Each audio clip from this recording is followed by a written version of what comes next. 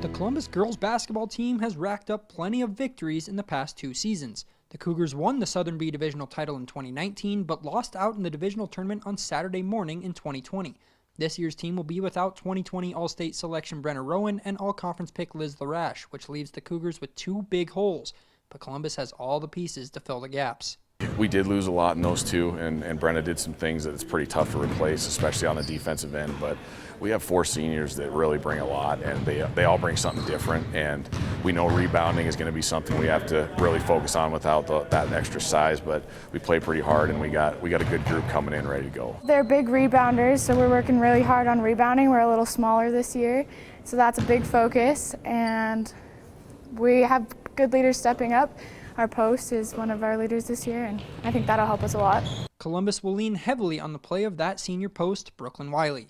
Wiley hovers around 6 feet tall and is a forceful presence on both ends of the floor as she looks to take another leap in her final season. She's practicing really well. It's tough to keep her in check. Really, she's really dominating, and that's what we want out of her. And she's gotten extra aggressive, and just as important defensively. She's been a stud since she was a sophomore. Game planning to slow Wiley down may be the first thought for opposing coaches, but that will just open things up for the plethora of knockdown shooters Columbus boasts. We have a large group of girls that can make shots and get hot. So we've got some younger girls coming up that have put in some time that I think are ready to really make a leap. And I think they've put in enough shots to do it. You saw Molly and Hannah come on last year, and we haven't seen quite what Sawyer and West and Reed. I mean, they can all make shots. So I'm excited to see them really step up and start shooting the ball. We do. We are looking for fast shots off the start of the game, and hopefully they start falling. If not, we got a big post player inside, so we're going to kick it into her and look for in and out threes.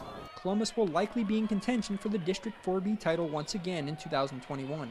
If the Cougars find themselves in the Southern B Divisional Tournament, they'll be joining what will likely be a loaded field that boasts Big Timber and defending Class B co-champion Forsyth. You're going to have to be playing well to beat teams like Forsyth and Big Timber, Whitehall, Lodge Grass, who we played last year, was really young. You know, you can't expect to go in there and just get games handed to you. So I think our approach has just got to be, we got to get better every week and go into that divisional tournament playing your best, because you're going to have to, or else you're not going to win any games there this year. Columbus kicked off the season on Saturday with a 52-19 romp over Three Forks. The Cougars will play Huntley Project on Thursday night. For MTN Sports, I'm Alec Boffinger.